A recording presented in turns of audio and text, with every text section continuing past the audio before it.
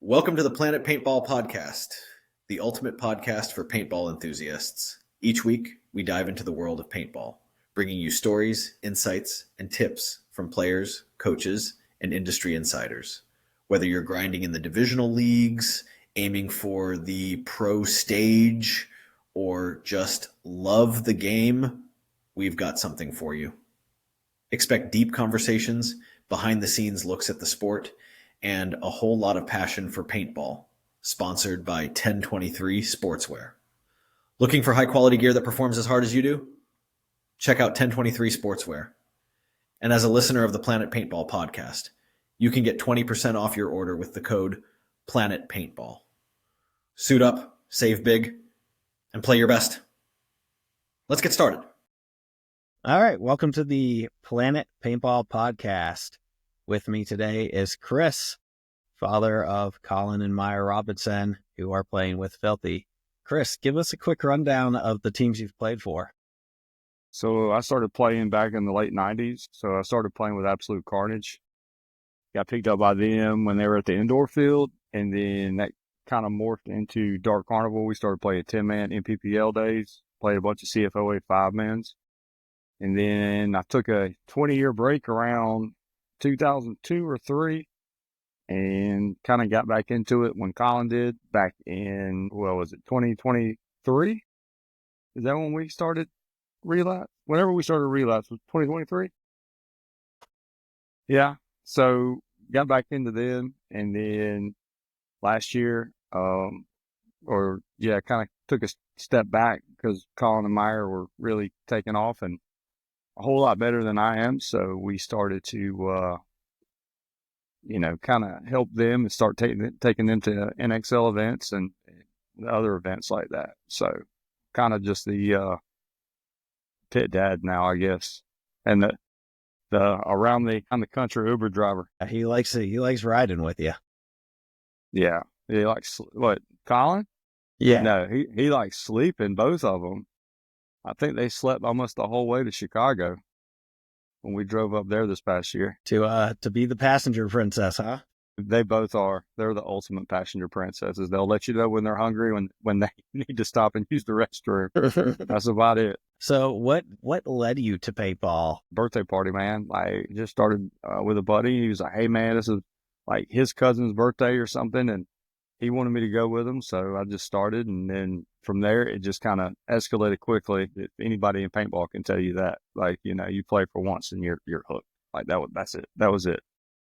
So went and bought my first gun, which is a stock autococker. Started, kind of upgrading it. And then that's when I started playing at the indoor field at Absolute Carnage over Poinsett Highway in Greenville. And it just kind of escalated from there on out. That was it. All right. How quickly did you go from like playing recreational to tournaments? Less than a year. It was pretty quick. That's pretty quick for back then. So when I started playing rec, I was like, this is okay. This is fun. But then went to the indoor field and started getting beat up on by all the Carnage guys, and I fell in love with it. John White was there, Kim Barrett, Dave Melton. There was just a bunch of guys, and like, they didn't care. Like, it didn't matter who lined up on the other side, whether it was your first day or you're a pro, like, they were still going to come at you hard. And I kind of got beat up for a little bit. And then I started doing the beating up. So that was kind of cool. And then you transitioned to Dark Carnival, and correct me if I'm wrong, but that was also a transition from playing 5-man to more focused on 10-man, right? Yeah. So that was kind of Ken's doing. Ken Barrett, he wanted to compete on the national level, and that's when 10-man was all the rage back then. It was really a quick transition for us, and a hard transition because we've only played 5-man, and then we all jumped into 10-man. And it was crazy. It was a good time. So that was, speaking of different divisions, the short-lived NXL rebranding. Yeah, what do you want to be? You can be whatever you want these days. Hey, I was really stoked to be playing amateur again for all of an hour. Right. So Carnage was AM B, right? When you guys jumped up to Dark Carnival, did you go to AM A right away, or did you stay at AM B? Yeah, we stayed at A&B. That was our first year. I think our first year was 2000 when we started playing. Our first event was Pittsburgh. It was Pittsburgh in 2000, and that was the time where airball was just first starting to be a thing, right? So whenever we went to Pittsburgh, it was a huge learning curve for us. It was a huge learning curve for me because my gear bag didn't make it on the plane. Off the plane, yeah. So like the first day, I didn't have anything, so I was having to borrow stuff. We had to go to Walmart. I was playing in some like khaki cargo pants that I found at Walmart that I had to buy for like the first day. It was horrible. Didn't have any pads, and really didn't have pads back then anyways. No jersey, I had to borrow a jersey. No gun, had to borrow a gun. Pack everything. Didn't have everything. My whole gear bag didn't make it. So that was a big learning curve for us. And then, as we progressed and picked up people, dropped people, some people didn't like it. We were still playing the 5-man CFOA series, which was huge back then. Huge. Not quite as what it is. I know they're trying to bring it back, it sounds like, which is awesome. That was my path as far as, the whole Dark Carnival 10-man journey. So you took a long break. Yeah, so we took a long break. I met my wife in late 2000, dated her for a while, and was going to school while working at National Paintball Supply. So I was neck deep in paintball. Ended up going back to school. 2003 is when I kind of I wouldn't say retire. I took some time off. We ended up getting married, having kids, all that stuff. So life happened. I didn't get back into it until 2022, 2023. I got hit up by Blake from Dark Carnival. He had actually bought a brand out of made a headband brand and clothing brand out of the name Dark Carnival, which I thought was cool. I hit him up. I had no clue. I hit him up, and then he was like, "Hey, don't you have a son?" I was like, "Yeah." He was like, "Hey, I need one for my youth team." And I was like, "Well, he's never played before, or he's played once. He played once at his birthday party, and that was like a year prior." Okay. So he only played with a rental gun. So Blake hit me up. I was like, "Yeah, sure." I had to work that weekend, so I had to send my wife to the paintball field. I was like, "Hey, there's this guy named Blake. You need to get with him, and he's going to give Colin everything." And she was like, "I don't even know." She had never been to the field that we play at now. I'm at work. She's texting me, and she was like, I don't know who. I was like, "Let me call Blake." So I had to call Blake, linked them two up at the field. So she had no clue what was going on. And then Colin played with them. It was 50 cal. It was the URPL. Pat McKenna put it on. So I knew you were out there, so a lot of the guys out there knew I had to work. Kind of took over with that and kind of just started him on his paintball journey. And he immediately just started like running down the field, like just aggressive. And normally you don't see that in kids. They're kind of timid when they first play. They want to hide in the back. I mean, Blake would tell him which side of the field to go on, and he would just run down it, shoot everybody. Do you think 50 cal helped them get into it, or you think they would have been into it regardless if they had the league to play in? Yeah, I think if they starting out with the youth I think that's huge because going out there, when you're 14, 15, you're first starting out and you're lining up against 5 dudes on the other side that have these guns that are shooting in your mind, 1,000 balls a second coming at you.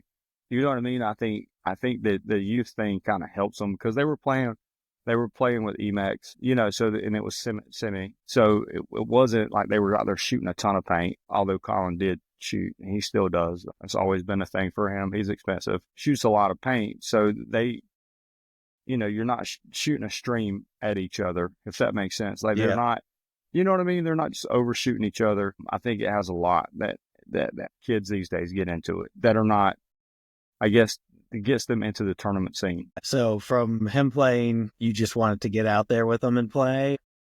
Yeah, he was like, "Yeah, I kind of want to play." I was like, "Okay, cool." I was like, "Save up money."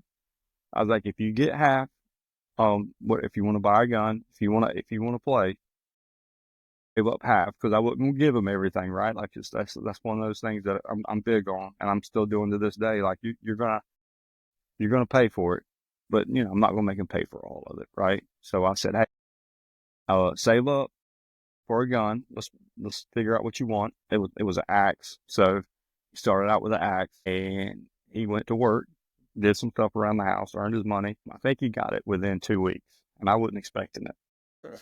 So we ended up getting him an axe. I ended up buying him a pack and things like that, and then just trying to trial and test stuff. And then I bought me a full setup, of course, because I'm not letting him go out there by himself, right? And I was like, hey, man, we'll go out there and mix it up on the weekends, right? You should be fine, right? Because he'd played a full season of URPL. You know, he kind of knew the gist of the game and how it works. And he would watch, you know, the big boys play. And he was like, I want to try that. I'm like, are you sure? Made 100% sure he knew what he was getting into. Got him the axe. And then started going to Paintball Central, kind of mixing in with the groups. And that's where, you know, you guys had just started Relapse. And we were going out there playing. And, you know, next thing I know, I'm on the team. And then he's mixing in. He's not really on the team just yet. He didn't play the first season with us, but, you know, I knew my time was going to, if he started to progress really fast and really be really good like he is, I knew I was going to have to take a step back because I'm not as young and as fast as I used to be. So that was a big transition for me too, to have to, you know, switch from as an attacker towards the back, right? But, you know, after we started playing on the team, everything started progressing. That's when Meyer jumped in, and he played the URPL the next season, and the same thing, started running down the field doing his thing. So the next thing I know, we have 3 setups. I mean, this thing at paintball makes everything escalate so quickly, man. When people get addicted, like it's nuts. So the next season, Colin played on the D5 team. Meyer kind of waited because, you know, Meyer's 2 years younger than him. So I kind of held him back a little bit. Probably my fault. I probably shouldn't have done that, but that's just me being a dad. Because you don't want to ruin it for him, like you said, right? Like, Yeah, it's got to help, right? Like, you don't want for him to go out there and get beat up and get shot up and not want to play anymore. So I was kind of in the progression where I kind of held him back a little bit, the same way I did Colin a year. And now we're full-fledged, like all in the NXL, and they're going out there just beating up on dudes and chirping at each other, and it's awesome. well, and before they stepped up to like Relapse, they played the CFOA 3-mans together, right? Oh, yeah. Yeah, it all blurs together. Yeah, so we started playing the D6. So 2022, I think, or 23. It's not on the wall. 2022 is when Relapse started. Okay, so that was the same year. So they played D6, and it was kind of cool because there was no PB leagues, no APPA back when I played. So I got to play a couple of events with them in D6, which was I sandbagging a little bit. Yeah, I mean, I'll admit it, but I got to play with my boys, right? Like, it was fun.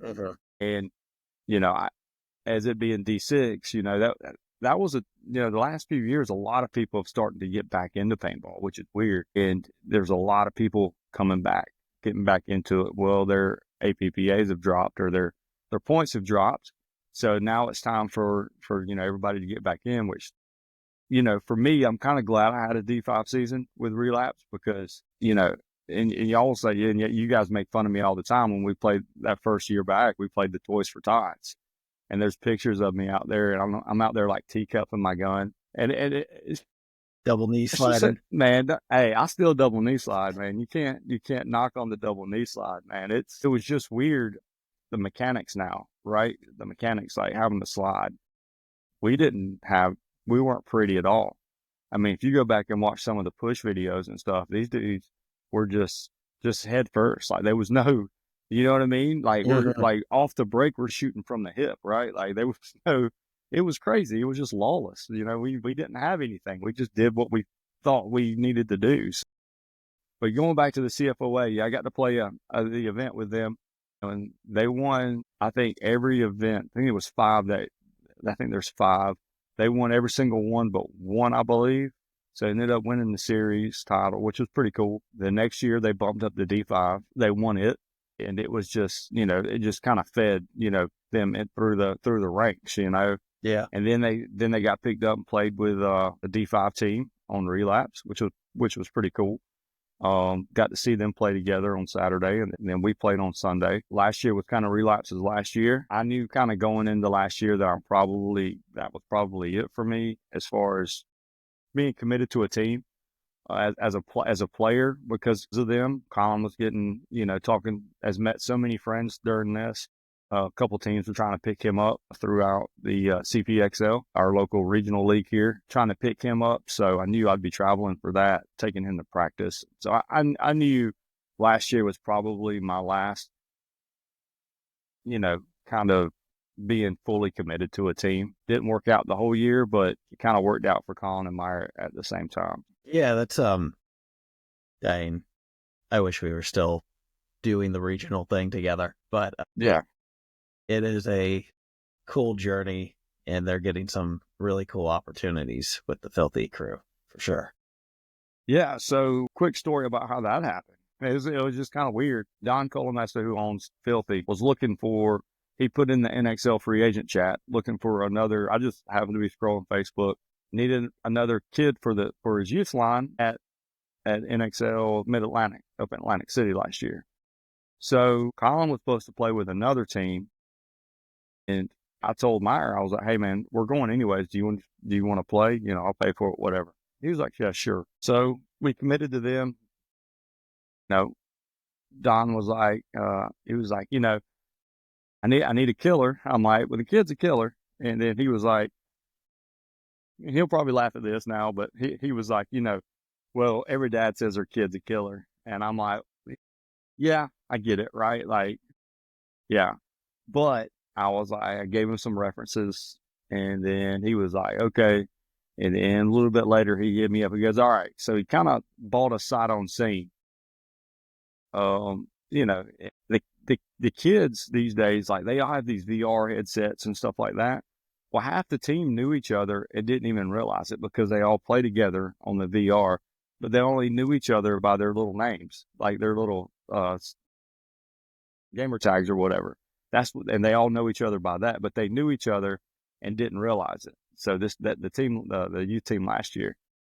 So going back to Colin, his team the team he was supposed to play for decided they weren't going to play, kind of fell apart. So I hit Don up because he's from New Jersey. That's where Filthy's out of. I knew Atlantic City was, we're going to New Jersey. I was like, hey man, do you have any spots on a D4 team or a D5 team? I need to get Colin up there. We're going to be up there regardless. He just wants to play.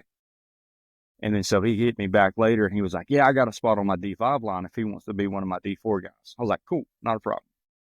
So we travel up to Atlantic City, drove straight to Quick Shot where they were practicing that day. Kind of got in at the tail end of it. It was, I think, the Wednesday or Thursday before Atlantic City. I think it was Thursday. We drove straight from Greenville all the way to practice, got out of the car. They geared up, went out and played like a few points. And the next day we went to Atlantic City and Colin played in the D5 line, and Meyer played as well on the youth line. And Meyer ended up winning Atlantic City last year. I think they'd never lost a point in Atlantic City, the youth line. It kind of played to the strengths of that team, who we had. We had great off-the-break shooting. Meyer went straight up the middle. He come up. Meyer's my thinker, right? Like he'll dissect a layout, And as young as he is, sometimes he thinks about stuff. And yeah, I've been doing this forever. And I'm like, how did he come up with that, right? So he come up with a way to shut down the snake, and it worked. And then they had great off-the-break shooting. They had a really aggressive snake guy. That was where the double snake was, where you jumped on the outside and there was nothing. No You man's remember land. that one? Yeah. Yeah, man. But Meyer figured out a way to shut down the snake so they couldn't get in the snake. So our snake guy, who was pretty aggressive, could go to the outside and just go straight to their side of the field, it was just game over at that point, right? So they did pretty well. Colin's team did pretty well. I don't remember exactly. I don't think they made it out of the prelims. So, but we started building that relationship with Filthy. They've been nothing short of great to us. I know we're kind of the rednecks from the South that come up and play with them, but they've treated us like family the whole time that we've been there from day one. As soon as we showed up to Quick Shot, everybody was like, hey, where we set up and, like where the picnic tables are. Cause when you go to a paintball field it's kind of like you set up here, or when you're new, it's kind of like you're at the bottom, you're at the back, we're the end of the picnic tables, you know what I mean? But they brought us straight in, they had tents up, man, it was great. Ever since then, we've had this family atmosphere. Don does anything he can for the boys. I was able to, take my experience too, to I kind of run the pits now. I'm the ultimate paintball dad, as John White likes to say now. I run the pits because, it kind of helps too, because, I know what they need. Does that make sense? I'm not just a random dad who's never played before. I know what they need. I know how to fill pods. I know, which way to put the pods in the pack. I know how to fill air. And it's all worked out. And we couldn't be more grateful for the Filthy guys and what they have done for us. Awesome. Yeah, I think you have a ton of untapped potential as a coach yet. So I'm kind of surprised they haven't told you that. You're gonna do this to me? I am. Did you see me at Cup, man? So yeah, I was stressed at Cup. Paintball's supposed to be fun, but I was stressed at Cup. So I will give some advice. Can I give some advice? Yeah, please. All right. So if you have two boys, our daughter and a son, whoever, and they're playing on two different lines, and you're trying to run both of those pits and play mounds at the same time, you can't do it. I was so stressed. I mean, you saw me. It's probably the most stressed you've ever seen me in my life. I was running back and forth, and I think I did more running than anybody, at World Cup. It was, don't get me wrong, I did have a good time, but I was stressed. It was bad, So that's just my life advice. But luckily this year, the boys are on the same line, so we're good. So what I'm hearing is still down for 5-man mounds on Friday. More than likely. Because, I'm still going to sign up for it. I'll tell you can't do the others, but it's fun, man. You've never played World Cup mounds, they are, it's just a blast. There's no, it's like a throwback to the old days, the olden days when I played back in the late 1900s. The reffing's kind of over there. You can get away with some stuff you're probably not supposed to. I don't condone cheating, but I'm just saying I've seen it. And there's no stress, right? When you're playing, it's just mounts. We're having a good time, right? Now, yeah, you got the pro teams out there. You got Aftershock, Image. Who else played this year? The London Tigers. I think we have so the Rushers out there. Yeah, so you get these old school teams out there, right? And they're, just like us, but they're old pros, and they come out there. I hate that I missed it, but, was it 5-man that beat Aftershock? 5-man beat Aftershock. 5-rated Aftershock, and I wasn't there. I caught the tail end of it. That was they need to put that one on Go Sports, because there was a lot of trash talking on that one. Shout out to John.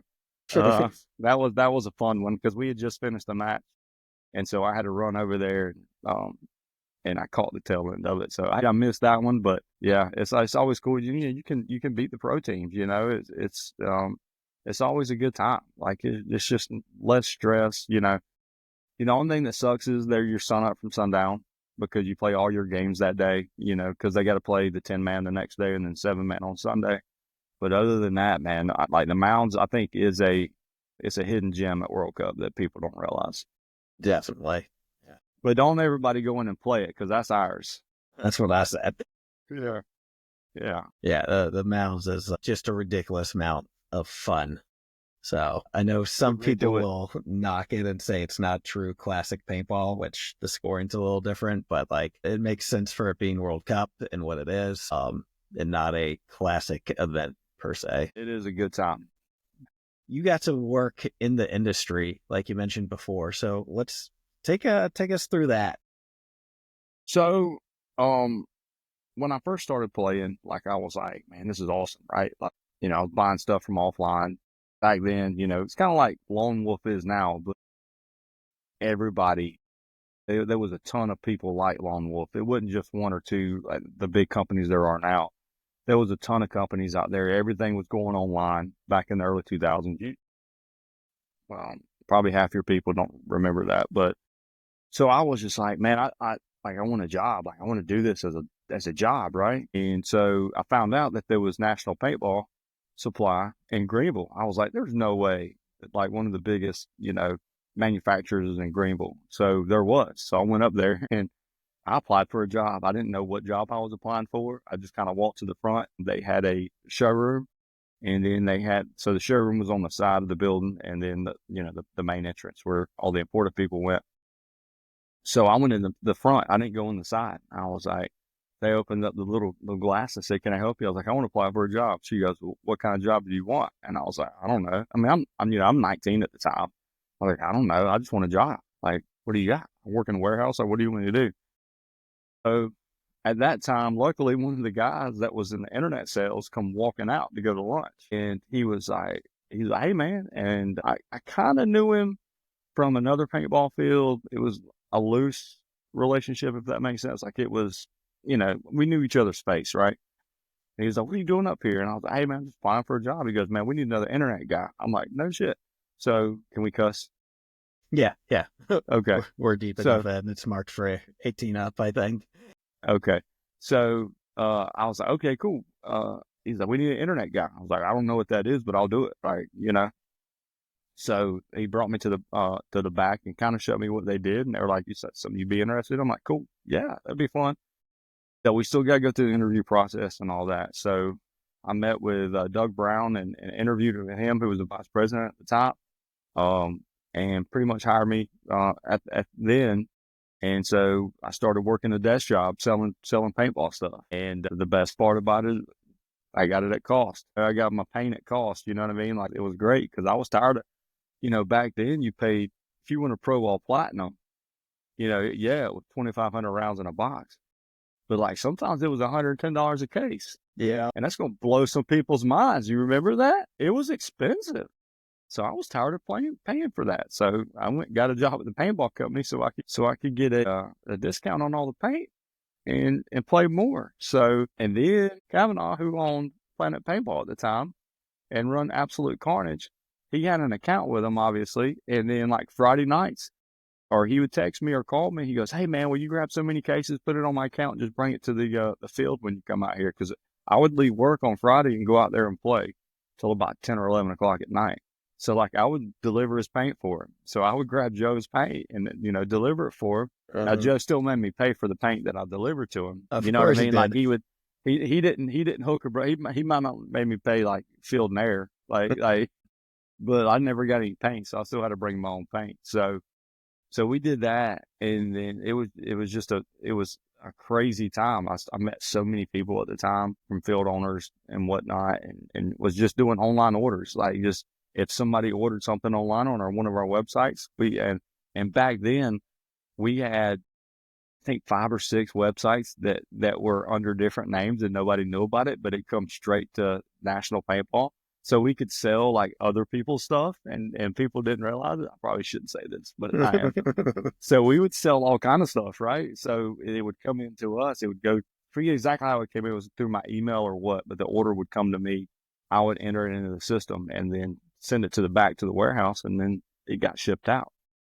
So then the 2 guys I was working with at the time, Joe and Scott, they found that was very lucrative, and they decided to kind of branch out on their own. So they kind of got their ducks in a row, and I didn't know this, but I kind of figured something was going on at the time just by the way they were acting at work, and they ended up getting some investors, and so they quit and opened up their own. It was shopforpaintball.com. Which is still around.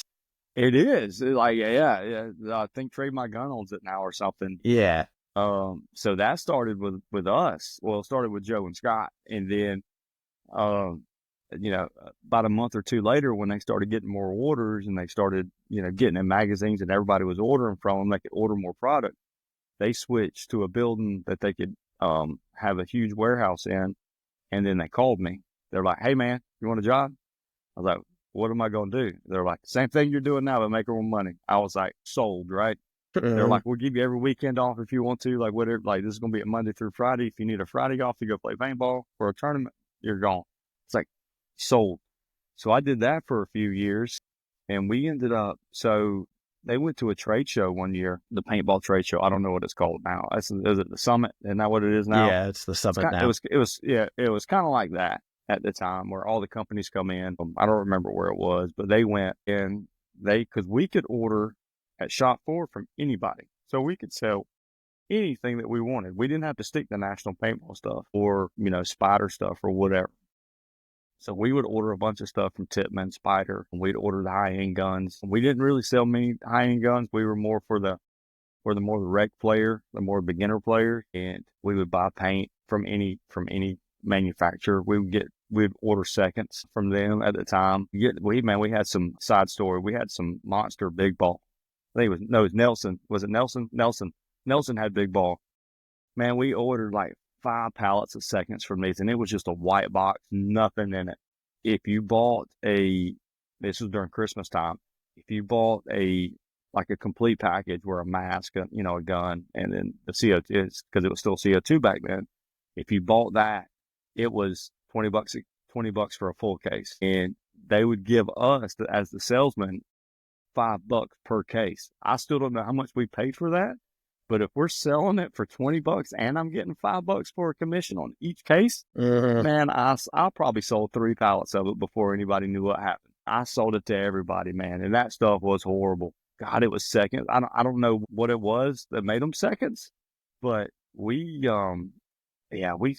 sold the piss out of paintball products at the time. We sold Tippmann 98s, or the old Spiders. We sold a bunch of Intimidators, which was crazy when they first come out. Sold the old JT Proteus mask when they first come out. Man, we just ripped it, and we just had a good time doing it. Like I was in the industry at the time. Dealt with dye a lot. Davey Williamson was my dye rep. Got a lot of stuff from him. Probably should have got maybe a tryout for the Ironman or something. I don't know. That would have been fun, right? But no, it was a good time to be in paintball, man. Like, you'd go to events, you go to MPPL 10-man events, you'd go meet up, you can still do it today, but like you go meet up with your sales reps, and just talk to them, have a good time, and they'll take you out for beers or whatever. And it was a good time to be. It was almost like paintball was just in its infancy, and being on the manufacturing side of it or the sales side of it was just insane. Just how much access you had to everybody and how much you were part of the process, because they would ask you, I'm sure it's the same way now. I'm just not part of it anymore. What worked, what didn't work? Do you like this? Like when it comes to jerseys, do you like the way they fit? Things like that. Like it was a good time to be a paintball for me. Well, and paintball was booming big. It was huge, right? It was huge. 2000, 2001 to really the real estate crash. It was huge. Right. So, yeah, I got out about 2003. So I was right in the beginning of it. And at the time, when we started Shop for Paintball, the 20-ounce CO2 tank was $50. Yeah. Right. They were expensive. So, going back to Joe and them, when they went to the trade show, they met the manufacturer of those things, and he said, "How many can I buy to make them $20 a piece, like to make it worth it?" And so we were able to change the game at that point, because once we got all these CO2 tanks in, and I don't remember how many pallets was it. It was a ton of pallets that we got that day from the manufacturer with the regs and everything on them. We were able to sell them for $19.95. And once we put them on our website, that changed everything. Like, it pissed a lot of people off. And we were good at that, because we would buy stuff really deep or really cheap on the back end somehow and just sell it for cheap. And it would make everybody mad. Like, it was crazy. Yeah, we were kind of, I wouldn't say the bad boys of paintball sales, but we kind of were, because like we would just buy stuff just to sell it cheap. Like, we wouldn't make much money off of it, but it would bring people in to buy more other things. Yeah. Well, and there's a volume equation, right? Like, yeah, we're only making $2 on X item, but we've sold 2,000 of X item. Yeah, it wasn't uncommon for us at Christmas time to fill up two to four UPS trucks. Wow. Like outgoing.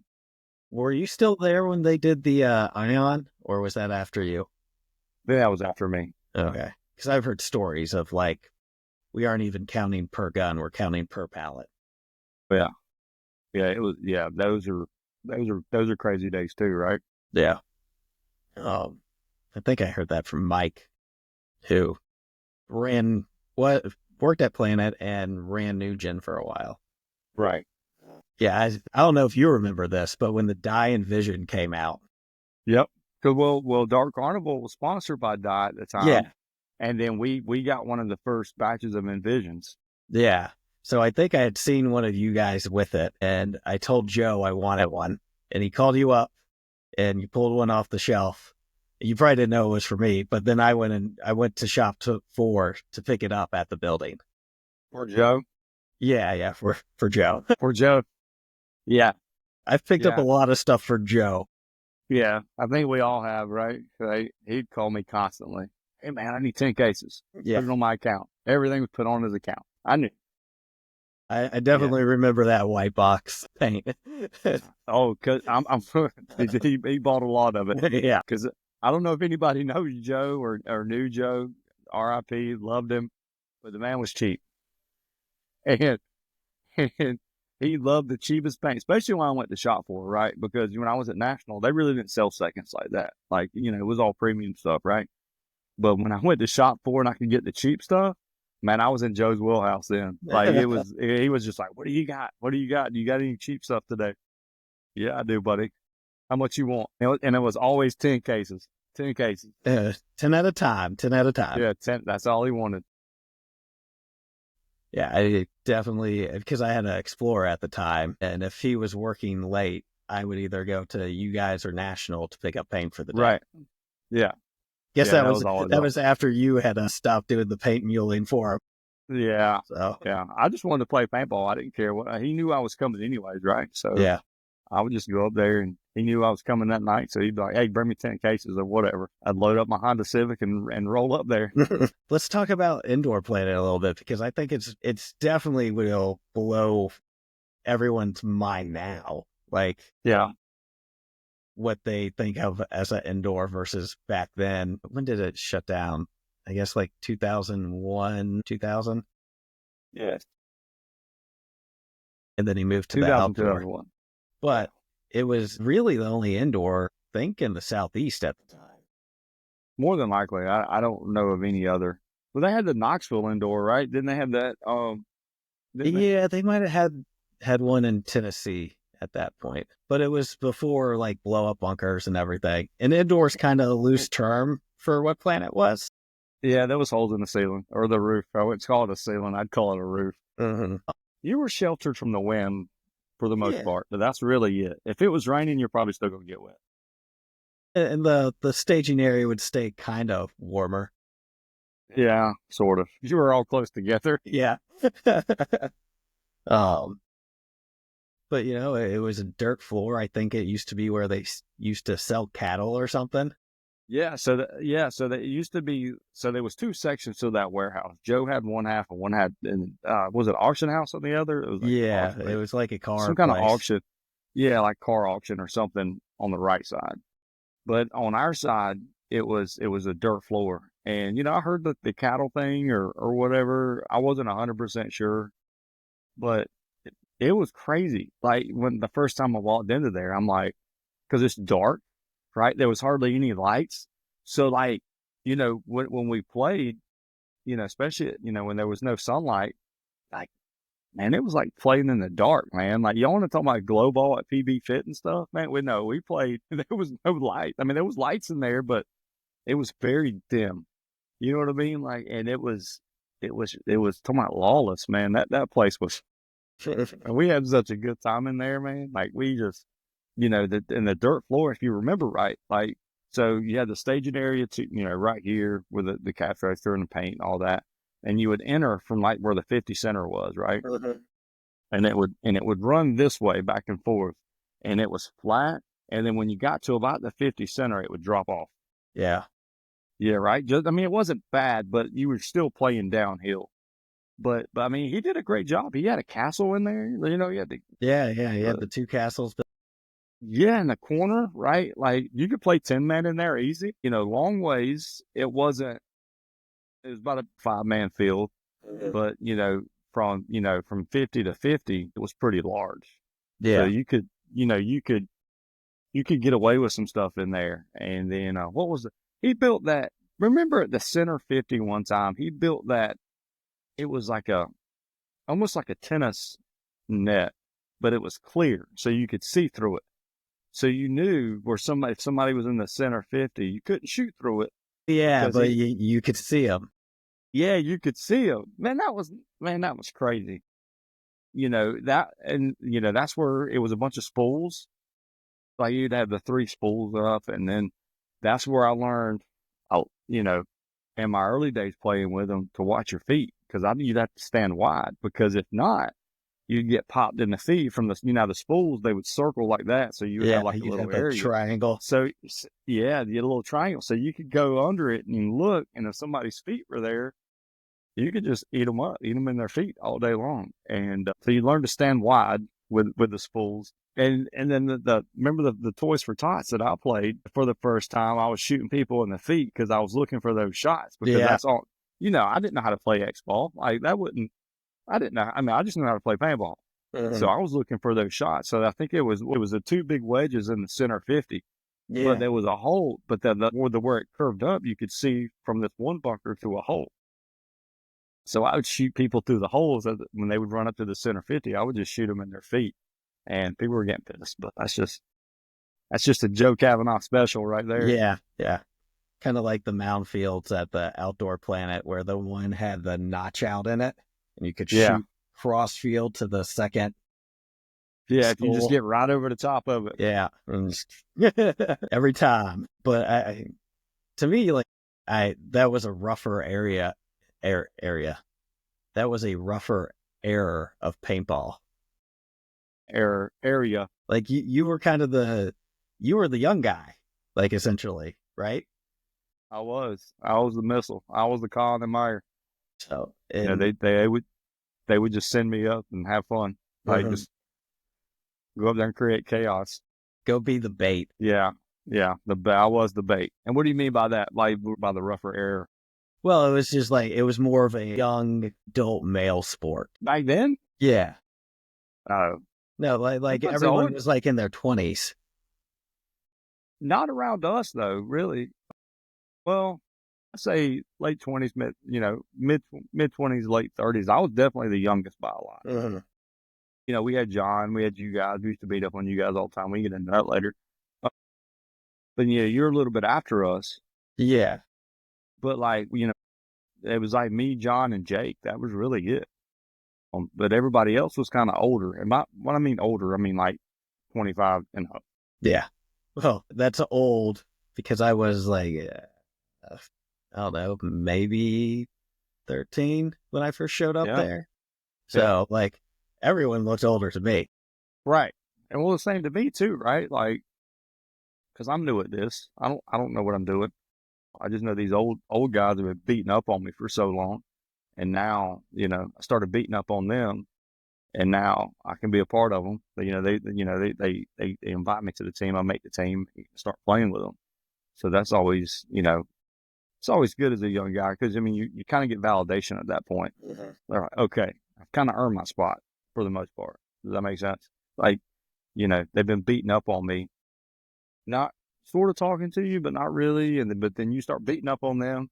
And now they want to a little bit. Yeah. They're like, then they start respecting you, but it's their fault, because they were beating up on me. So now I'm punching back. You know what I mean? So it was always a good time at the indoor field. Friday nights, man, were wild. Friday nights were awesome. Yeah. I loved getting dropped off there. Yeah. So you want to go into that? I can real quick. So yeah, let's get into that when you got dropped off at Planet. Yeah. So when I started, I was at the tail end of middle school, and me and a buddy really took to it, John Pellet. And we were by far the youngest kids. It was like us, then you and John, and then, other leap up age-wise. And when we discovered Friday night, we talked our parents into dropping us off there, because that's what you did back then. You just dropped your kids off at random places without cell phones, and we would roll up. It was, the Friday night after work crowd, and everyone was having a good time. Certain beverages would be, as our as we pulled up, we'd see people tuck certain things away, and we'd jump out, and it was cool because like everyone kind of took care of us though, as the little guys at that point. They still beat on us on the field, but like they made Nothing sure was going to happen to you off the field. Yeah, nothing was going to. If anyone tried anything, it was like having 20 older brothers around. It's always awesome. But it's still that way now, right? Like with Colin and Meyer. Yeah. Like they come to the field all the time, now that Colin can drive. Well, he's been driving for about 2 years now, but now that he can just drive himself to the field, I never even, if I'm working that weekend, I don't even blink an eye at it, right? Because one, I know you guys are going to take care of them. And two, if they do anything bad, you guys are going to take care of them. Like, you know what I mean? Like y'all are going to take care of them regardless. And whatever y'all do to them at the field, I'm sure it was no worse than what I did to you and Hunter, or you and Brian. Yeah. They get it easy in comparison. Yeah. There's no Indian fat grabs and surfing going on. But didn't do that. That was not me. No, I'll give you credit. That wasn't you. Looking at you, Mike.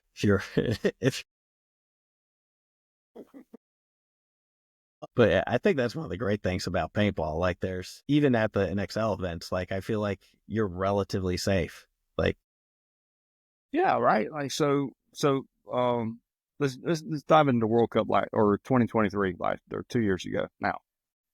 When we played, we decided to, and we can get into that too. Like, we decided to play mounds. We started, try to get John down here to bring Absolute Carnage back and have a good time at the mounds.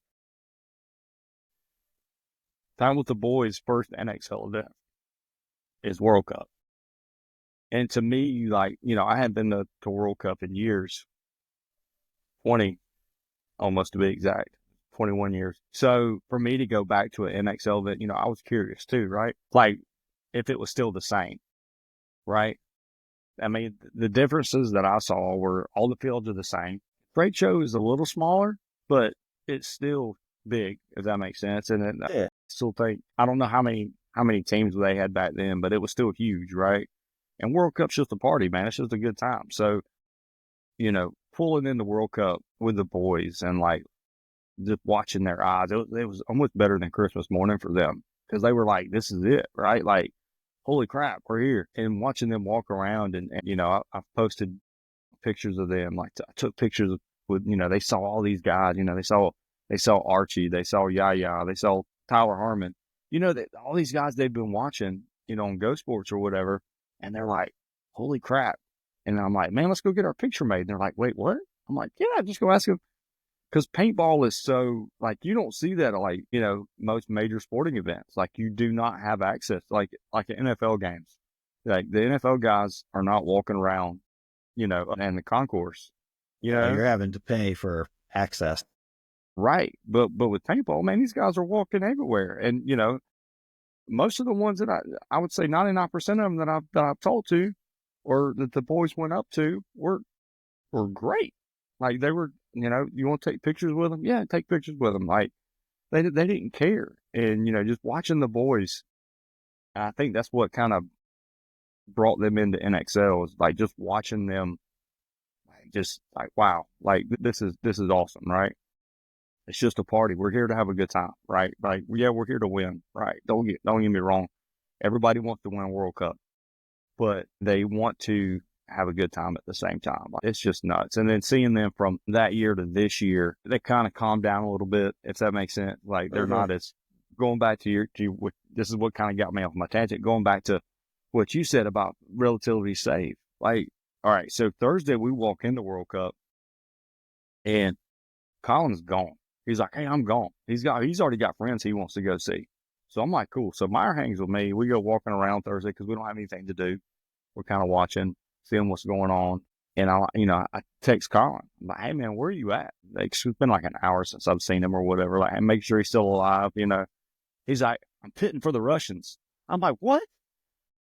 Dude's already on the pro field. We haven't been here an hour. I'm like, bro, we're like, all right, are you good? You having fun? He goes, yeah, they're giving me all this shit or stuff.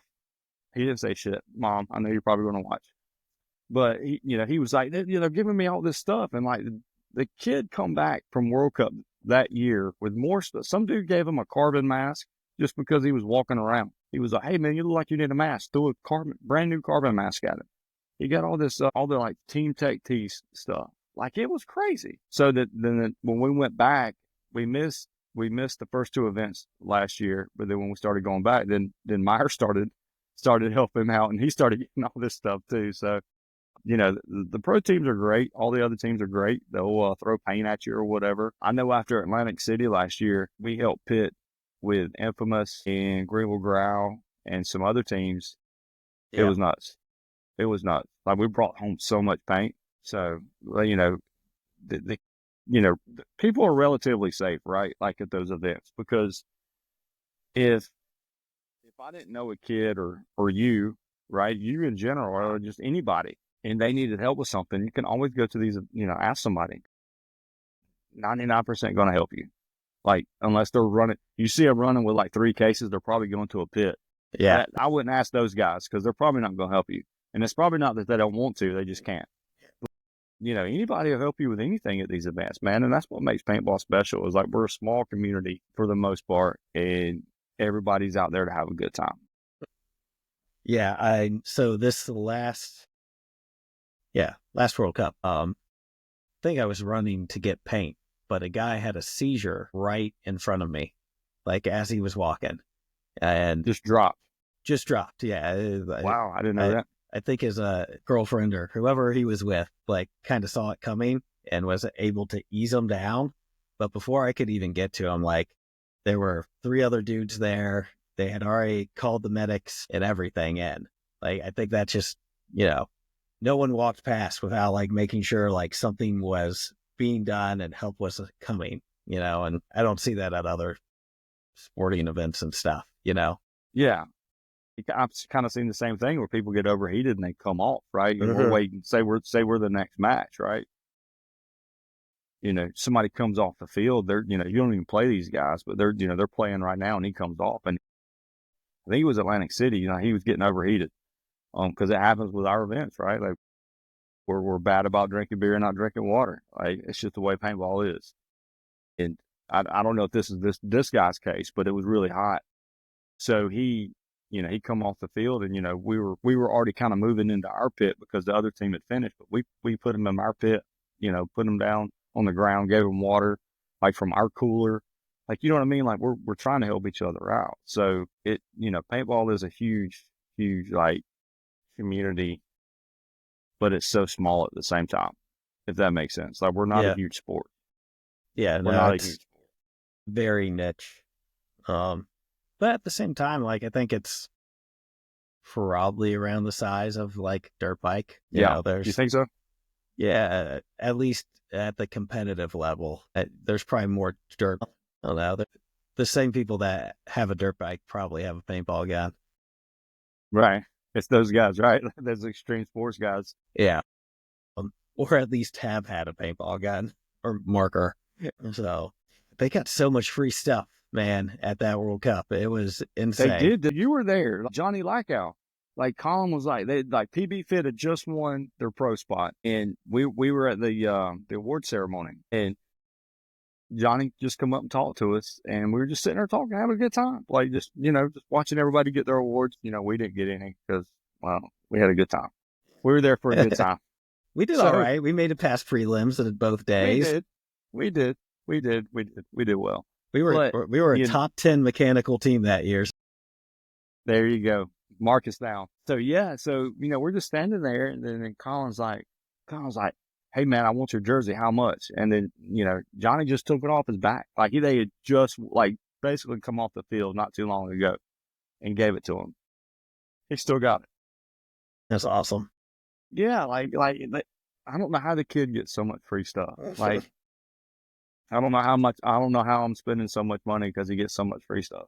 But if he could get a free gun, that would be awesome. Like, that would help, or something, right? If we could get that hooked up. Yeah, right. Well, that's but he, he's so, when Colin gets locked in on something as far as something he likes, right? he can come up and talk to you. Like, he's not scared to talk to you. He's not scared to, like, ask for guidance. How, because like this past weekend, we were just up in New Jersey with Filthy, because Tyler Harmon's our coach this year. And so they were able to lock that down. So, Colin was able to, kind of not pull him to the side, but talk to Tyler, say, hey, like, how can I do this better? And it was just like little things like, Tyler would be like, hey man, have you tried putting your feet this way? And it's just like it changes everything. Like, you don't think about things like that sometimes, you know what I mean? Like, you're just like, oh, that makes sense. Like when you're launching off the box or whatever, you know what I mean? Like, try your feet this way instead of this way, or hold your gun, you know what I mean? Just, and it's not, and it's just weird how, like, just those little things set us apart from the pros. And even Tyler will tell you that. Me and Tyler had a long conversation. He stayed at the Cole Ness's house when we were there, because we got to stay with him too. So I kind of got to pick his brain, kind of one-on-one, which is wild. It's like, have you ever sat down and, had a conversation with Tom Brady? Like, you just him one-on-one. You know what I mean? Like, I mean, he's one of our GOATs in our sport, like he is. And just to sit down and kind of pick his brain a little bit, kind of off the record and stuff, and, and figure out, things I can do for the boys to help them, kind of without them knowing, because they don't listen to Dad. Because if I tell him to do something, hey man, try this, and then you tell him, he's going to listen to you, because what does Dad know? He's just an old guy. I mean, he just feels pods now. You know what I mean? Like, he don't know what he's doing. He ain't never done this before. So it's a good community to be in. The paintball dad, though, is becoming a theme throughout these interviews, though. What do you mean? Like, having a good paintball dad and, like, success, and someone that supports you, like, it makes the difference. And I wouldn't say my parents they didn't have a problem with paintball, but they weren't going to events with me either. So, I got to, but that was also, like, part of, like, my coming up, like, them letting me and trusting me to go on to these events with people, Right. So, yeah. So, well, I will say this. Are you ready for this? This is going to make you laugh. My parents never come to one either. Right. In last year or 2 years ago at World Cup, when we were just talking about Colin got all the free stuff. Who came to World Cup? Mom. You know why? The grandkids. Because of me? Yes. It's the grandkids. Like, yes. It's the grandkids. She had never seen me really play. Colin and Myra play in World Cup. And guess who shows up? Amazing, isn't it? At least I know where I stand, right? Like, whatever. But, it was They cool. definitely like the grandkids better. Yeah. Yeah. All right. So, for defense, right? Like, that's all grandparents, though. It is all grandparents, but they were already in Florida on vacation. So they came, I think it was on Saturday they came and watched us play mounds and stuff. And they did get to watch us, or watch them play. And then I was probably in the corner hiding somewhere. I don't know. But that's what I do now. I'm just the old guy, double knee sliding into the corner. Hey, you still got that nasty off the break shot. At least that's the only reason I get left, I'm kept around. At least because I shoot people off the break. Might not do nothing the rest of the game. Yeah. Might not do anything else. But no, going back to the paintball dad thing, right? Like, so, like, and I said it earlier, like, knowing what they need, you know what I mean? Like, on the field, off the field, because we're dealing with Colin's ankle, you know what I mean? Like, his ankle injury right now. Like, all the filthy guys are calling him bubble wrap now because, That's great, by the way. Yeah, that was Don. That was all Don. He changed his name in the group chat to bubble wrap. Hope we get a bubble wrap jersey. Yeah, Don, I know you're going to watch. Bubble wrap jersey. Special edition. And hopefully, because Don's really good at, like, getting what he wants and, like, knowing what he wants. So maybe we can get a real jersey that's got bubble wrap on it. We can go push on Colin. The little fidget toys that the kids Yeah, have. yeah, That we would could be get awesome. one. That's what we need, so we can just come up there and push on Right there where the all the grip time. tape used to go on the Yeah, old yeah, jerseys. up here. Yeah, Yeah. just put it. No, he needs it on the pants around his ankles. So no, that would be a good time. But yeah, Don's really good at like designing the jerseys. You're not playing this year, except for maybe here and there. Yeah, I told the boys, I was like, I'm not gonna play. We're committed to Filthy for the NXL season, so we'll be with those guys. And if we can work in a regional event or um or whatever, we'll do that. But we're 100% in for the NXLs with Filthy. I told them as long as I can play a 10-man or two, I'd be happy. I'll probably practice with them a little bit, and I'm okay with that too. Because I don't. I'm 45, man. I don't have anything to prove to anybody. You know what I mean? Like I don't have to go out here and win. I'd rather watch them win. I get more nervous watching them play than I do, and I think a lot of it is I don't have any control over it. Does that make sense? Like Yeah. I can't help them in any way on the sidelines. Once they hit the net, there's nothing I can do. You want them to do good, and they're way better than I ever was at this, which is crazy these days because kids in paintball are getting so much training and so much better. I can only imagine what the pro league's going to look like in 5 to 10 years. The whole ecosystem has gotten so much better. Or like when Right. players come in, they get way better, faster and quicker than they were before. We were talking about push earlier. Like if you look at push, it kind of looks like D5 play, Yeah. Like, And those are bad men back then. and You know what I mean? a lot of them are still nasty, Yeah. but like, You're talking about their style, how they're yeah, playing. just kind of the overall style. Like it's a lot Right. more technical now, a lot more crisp than, Yeah. and I think part of that's field because like, obviously a lot of the guys that were at the top when we both came in can still go and get it done at the classic events, So I think that the fields do play a part in that. Having the Arab bunkers on there is just calls for a little bit more technical, tighter play than a mount or a spool or a hyperball, There was no consistency back in the day. No, you have You to know be what I very mean? adaptable. Yeah. Yeah. And yeah. So because like when you went to a, MPPL 10-man, you had to walk 8 fields. Sure.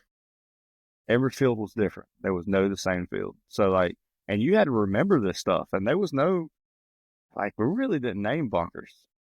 Like, you know what I mean? Like there was no Yeah, call sheet.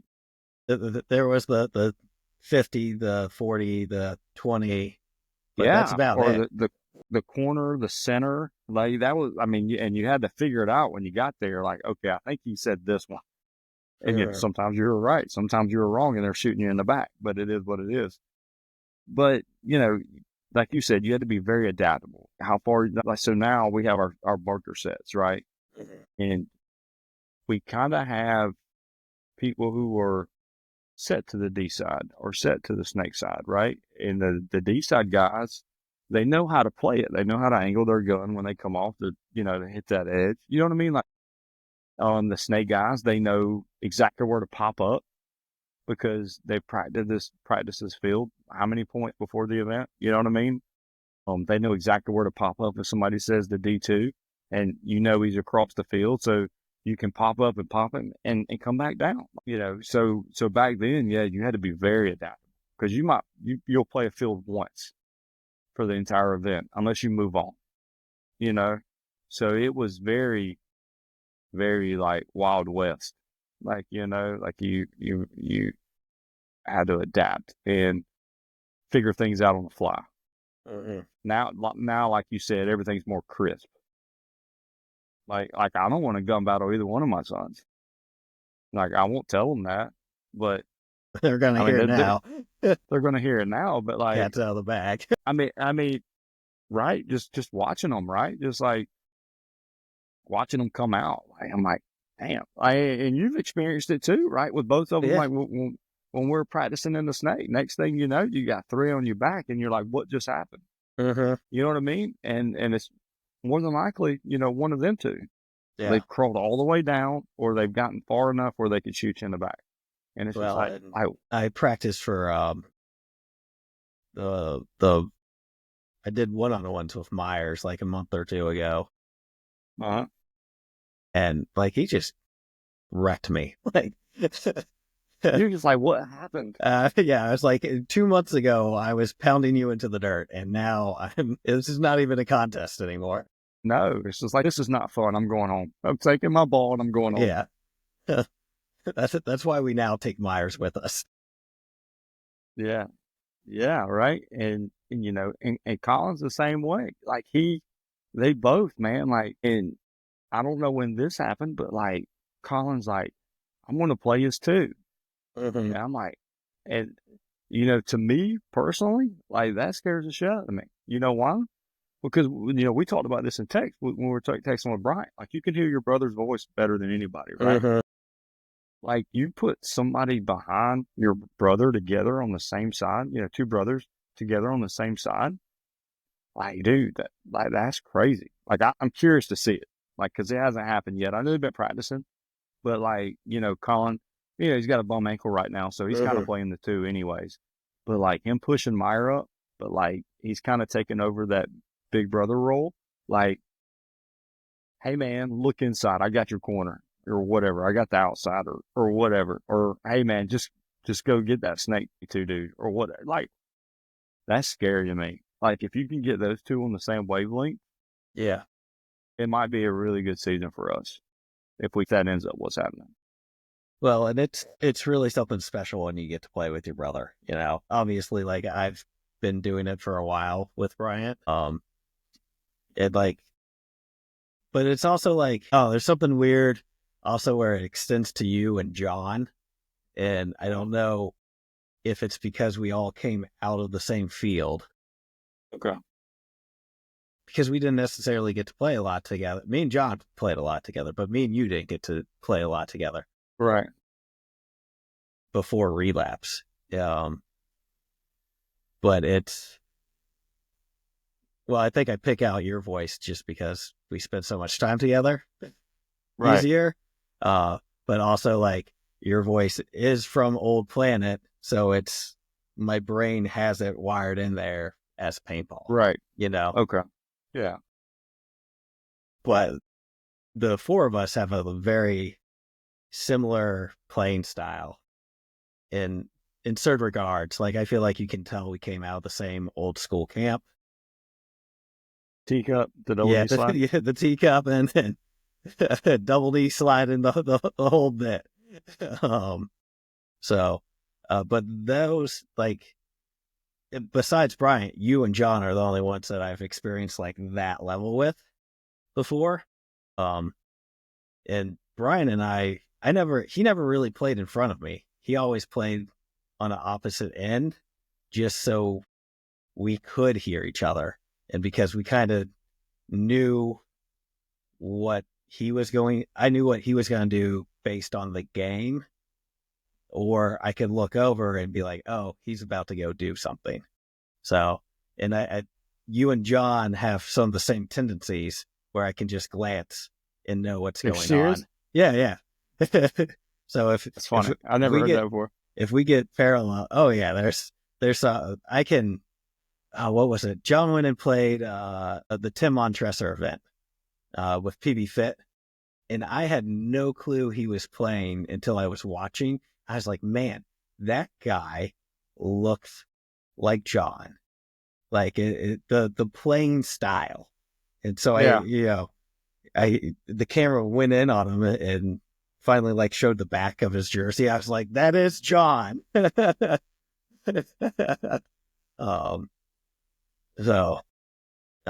just a very unique style, and everyone's style is a little bit different, but I don't know. Right. I think it's because of the indoor, essentially. So yeah, the Joe Kavanaugh School of Paintball. The Joe Kavanaugh stamp on all of us. So yeah. And we are over an hour. Is that good or bad? That's great. Man, we can go another if you want to. I don't care. All right. So tell us about one of your favorite World Cup memories. So I think this was around 2003, whenever the Avalanche Jeremy Solomon incident happened. It's whenever they had the big JC bunkers. So we were playing Cat Factory. We were still Amateur B or Carnival, a little different players, but we're still pretty intact. You know, of course, we come out and play with them, and just got wrecked, right? Like we just got wrecked. And then, so at the time, Angel Heaven, if anybody remembers that, was right behind us. So our start gate, Angel Heaven, was pretty much where my wall was. And that's where all the Avalanche guys was. And we had one kid left, Shane. He was the last one left. He was in the towards the he was right on the out of bounds line. It's right when they put stuff on the out of bounds line where you couldn't go around it, but you could shoot inside. He was on that. And then some guy, I don't remember who it was. It was right before they became Dynasty. He come around and shot the piss out of Shane and like went out of bounds, well out of his way to do that.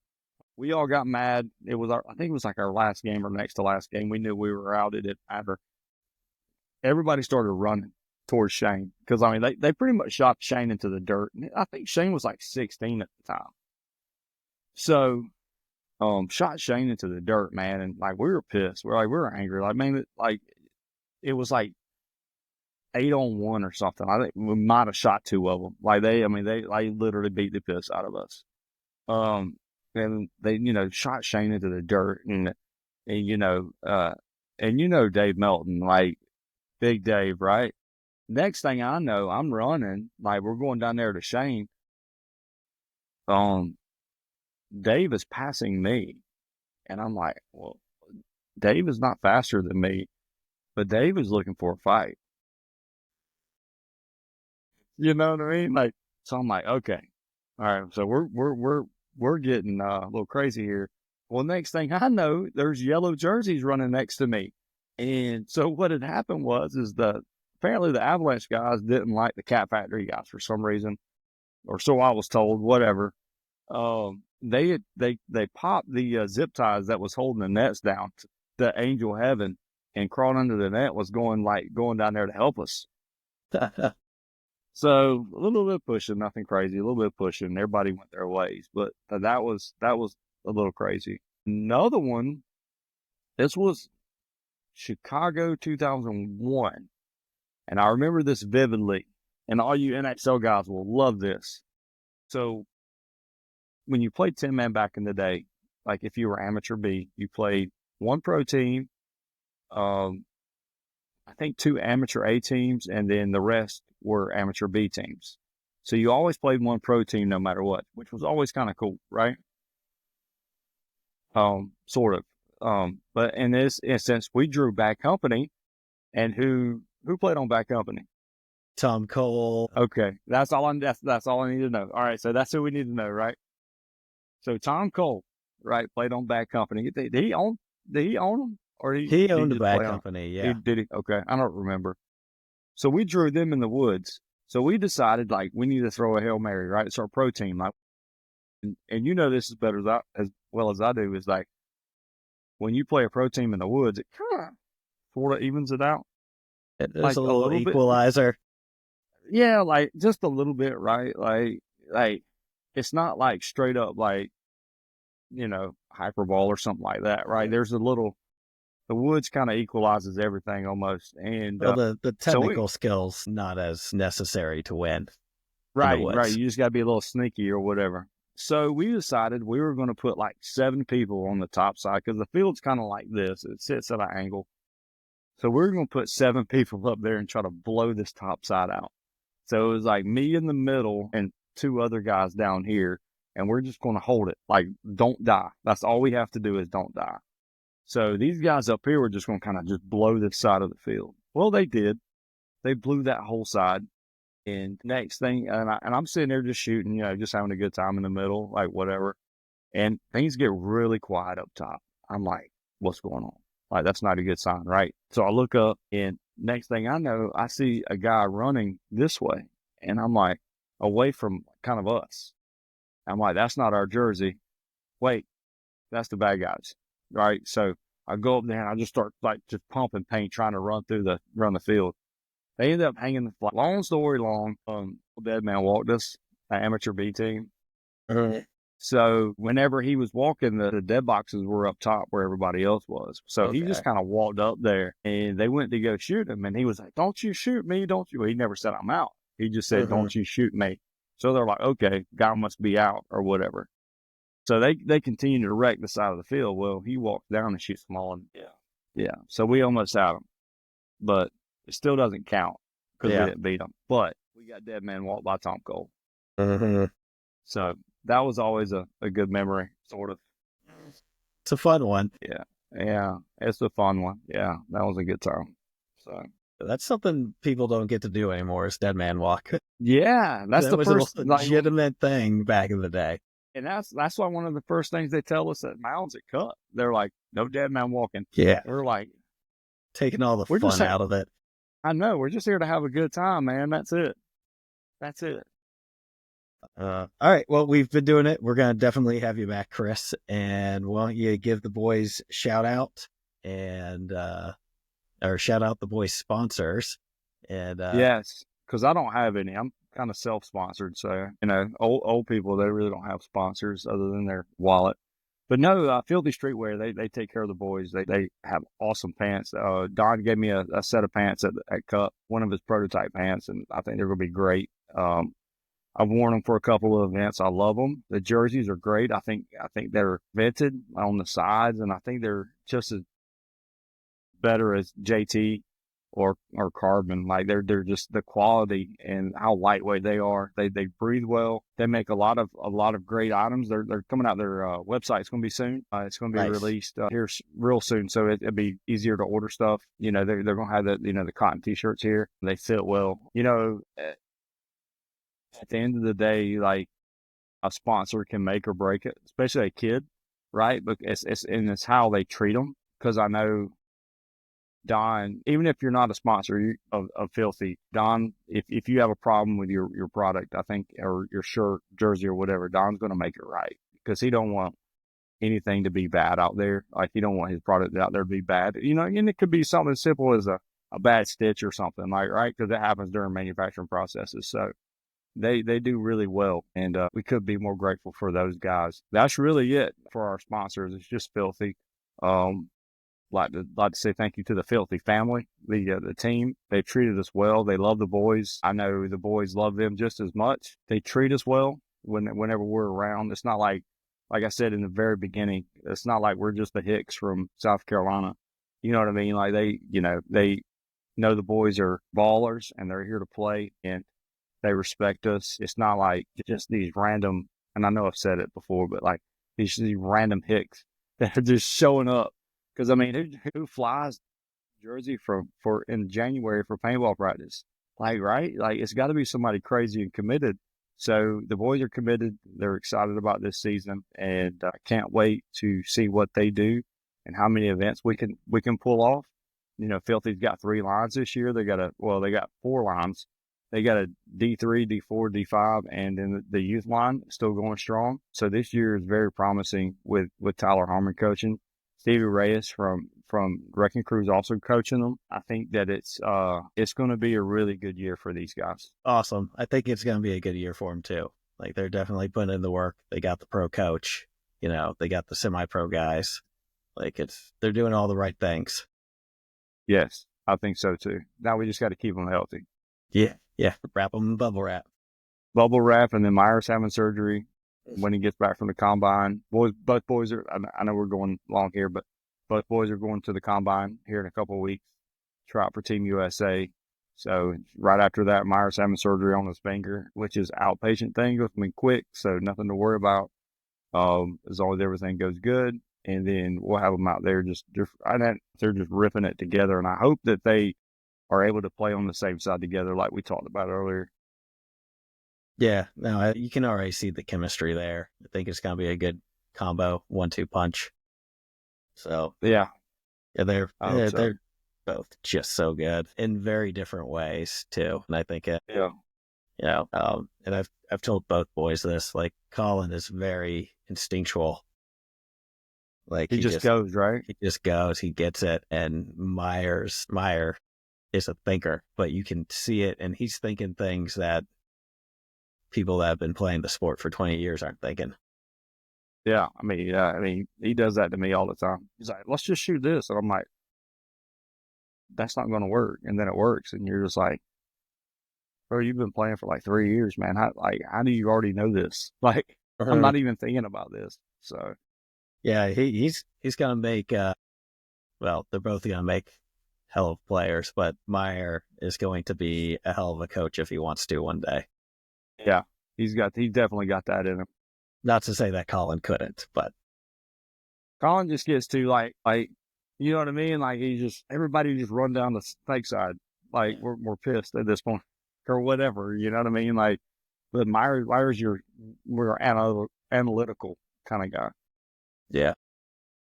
Maybe your stats guy, paintball stats. Yeah, hire Meyer at events. Man, if someone gives him stats, I'd hate to see what he does with it because he's going to break someone's brain. No, we'll give him hopefully he can like get a job with the paintball stats guys at events so he can earn money while he's there. Yeah, have a job, just statting the whole time. All right. Well, thanks, man, for doing it. Appreciate it. Hey, you're welcome. You're welcome. And anytime. Yeah. Thanks for tuning in to the Planet Paintball podcast. We hope you enjoyed today's episode. Whether you're out there grinding in the divisional pits or chasing dreams on the pro stage, remember, it's all about the passion, the hustle, and the love for the sport. Shout out to 1023 Sportswear for sponsoring the show. Don't forget to use code Planet Paintball at checkout for 20% off your order. Gear up, save big, and show up ready to dominate. If you enjoyed this episode, make sure to subscribe, leave a review, and share it with your squad. Catch us on YouTube and Spotify. Until next time, keep grinding, keep growing, and we'll see you back here on the Planet Paintball podcast